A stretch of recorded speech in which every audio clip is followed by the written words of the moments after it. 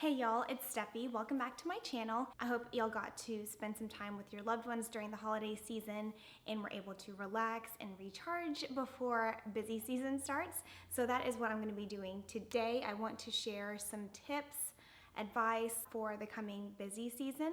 Whether you are doing your first busy season or if you are a veteran public accounting person, then I just wanted to give y'all some food for thought. This advice is applicable for people who are in high stress jobs as well, not necessarily just about public accounting. Hopefully you can take some tips away from this if you work in a different career path. If you are going into public accounting, busy season is something that you sign up for. That is something that you just need to be fully prepared for mentally, physically, emotionally, whether you are doing tax or audit.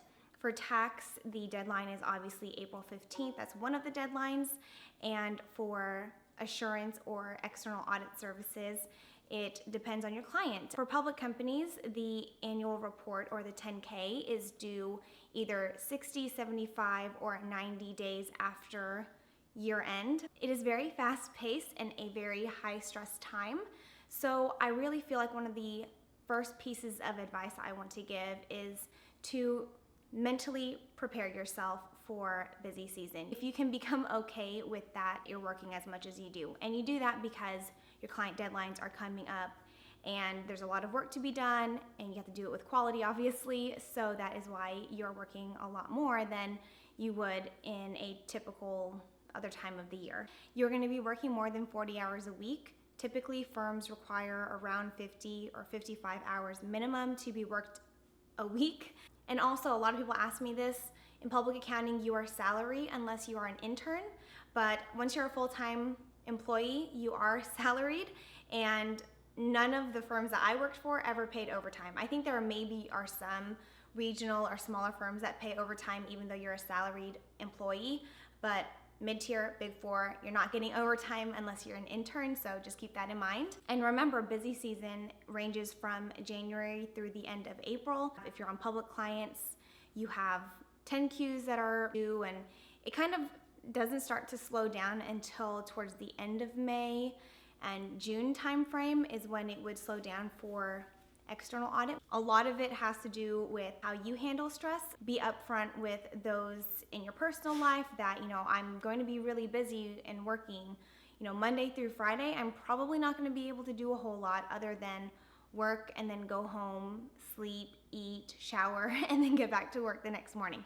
So you just have to prepare yourself for that and prepare those who you like to spend time with as well. Tip number 2, which is to pace yourself. Busy season is a marathon, not a sprint. So you're starting off in January, but you've got to keep going, staying consistent and trucking along, meeting your deadlines all the way through the end of your client's deadlines. Ease yourself into it. If you are going at a breakneck speed for the entirety of those 4 months, you are going to burn out. You are going to lose your damn mind. Like, I don't know another technical term for that. Maybe don't start drinking Red Bulls right in the beginning of busy season. Maybe save Red Bulls towards the very end as you're getting close to filing when you're having to stay up until midnight, 2 o'clock or later. Tip number 3 is self-care. It is so important to remember to take care of yourself.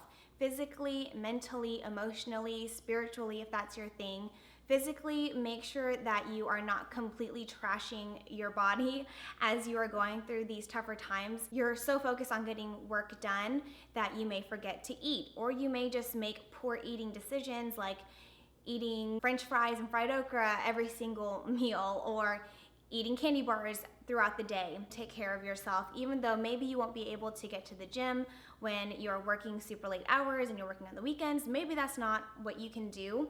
But the little things like drinking water and taking your vitamins, making an effort to do that during these times. There would be so many times where I would just forget to drink water or eating just really crappy things just because I was sitting at my desk and constantly, typing away on my laptop or going and talking to people and whatnot. And you just never get time to just sit and focus on self-care. If you can work it into what's going on with your schedule, if that means ordering, vegetables instead of French fries, or keeping your vitamins with you so that you take it during a meal. Mental and emotional self-care. These stressful times and these tighter deadlines are going to bring out your character when you're under pressure, not just when everything's fine and wonderful. And of course, everyone can be their best self in those times. May bring a side of you out that is not your best. And I encourage y'all to have some self-awareness about that. No one is perfect. There are times when you may end up losing your patience with someone, maybe not being as nice or as helpful as you could be. If one day you're acting out of character, be a better person and take responsibility for that. You need to own it, recognize it, apologize for it, and then keep it moving and not do it again.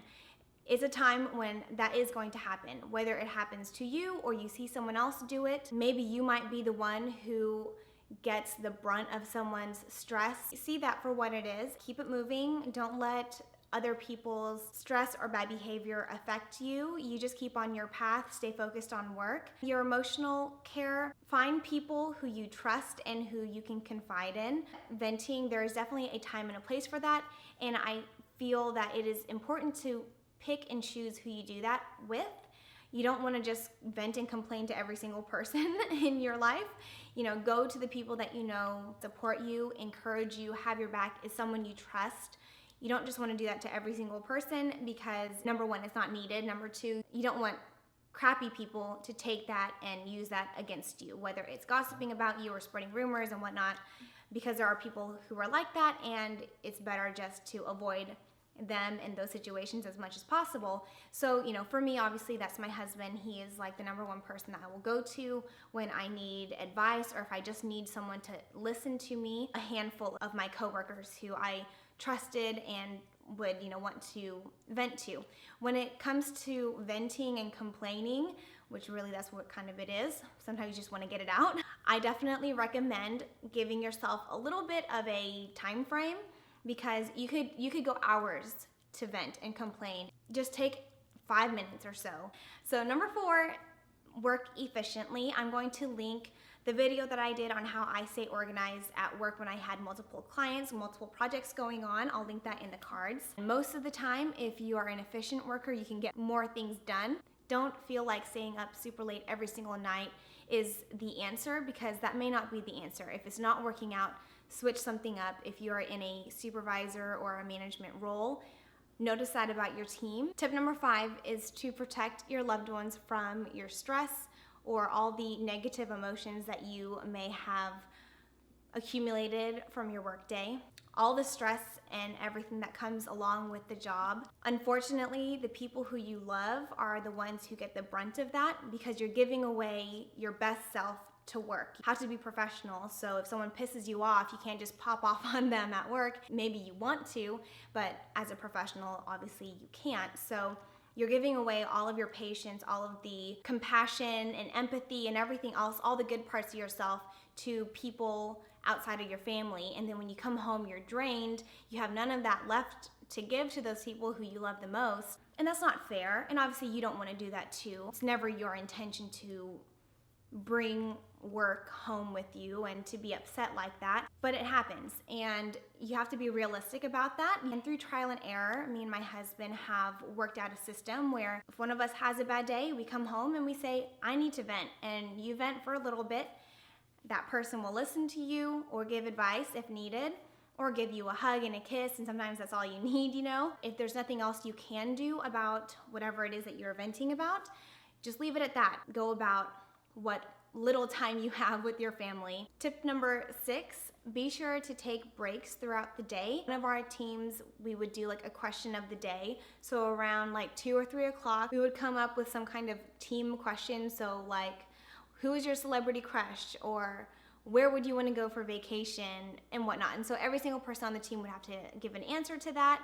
And it's just a fun little way to break up the day. Also, one of my other teams, we used to play Scattergories a lot, and that's always a lot of fun. I'll leave a little link to Scattergories in the description box. That's always just a fun, easy kind of break, busy season break as my firm like to call it. Going and walking and getting water, or going and walking outside, looking around, even if it's for 5-10 minutes, it will be so helpful for you. Keep in mind that your first busy season will probably be one of the hardest busy seasons because you're learning still. You don't quite know what all is going on. It's a very deadline-driven time, so your seniors or managers or whoever are not going to have as much time to teach you and to sit down and talk you through things as much as they would during non-busy season times. So yes, it's going to be harder. After you have one busy season under your belt, it becomes easier. You at least know kind of the mechanics of how to do things, how to figure stuff out, how to problem solve.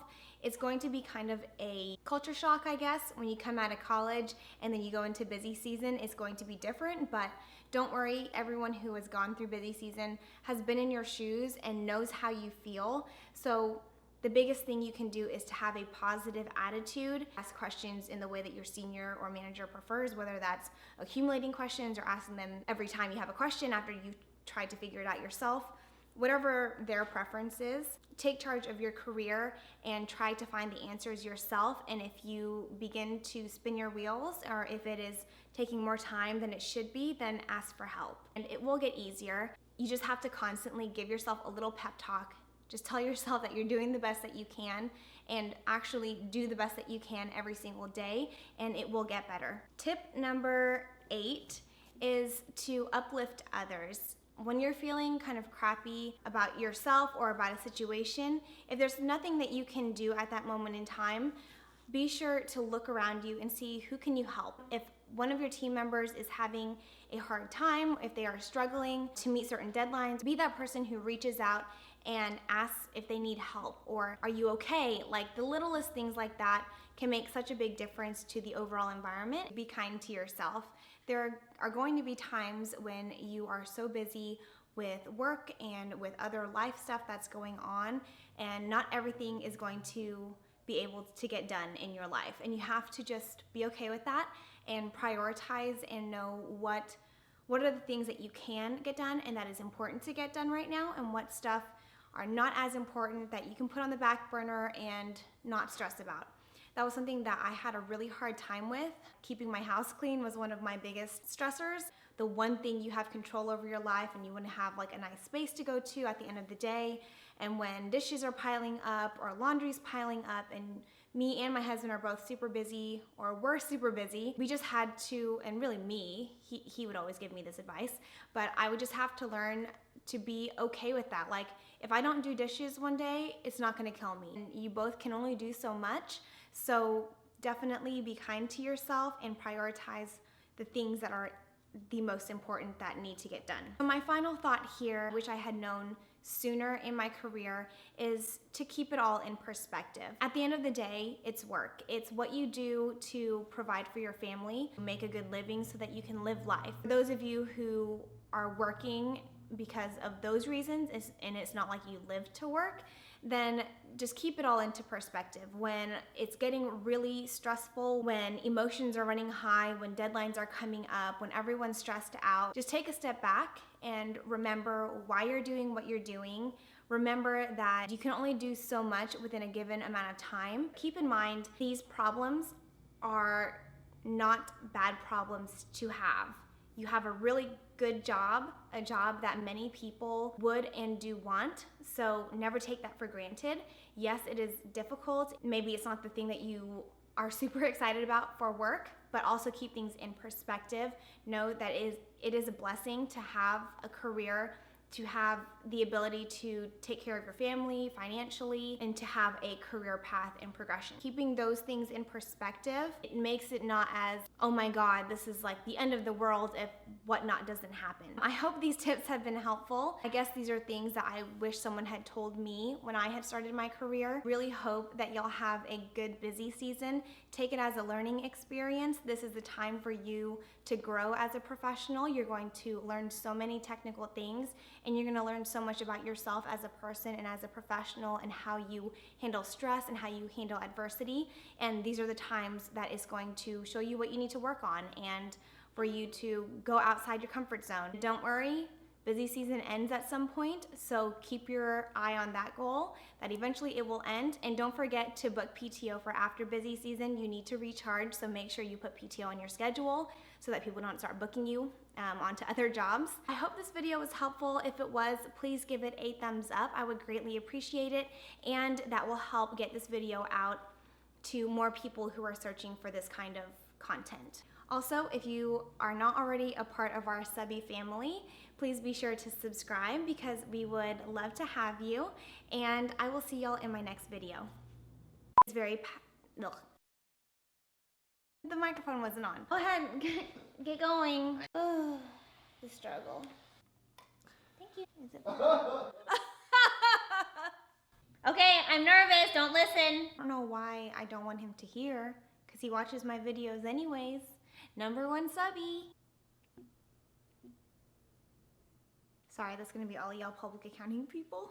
And then I'm gonna be up here January through April living life on the weekends. Filming videos. Sorry, that's not nice. I can hear you. Bye. I can't reach all the way over there.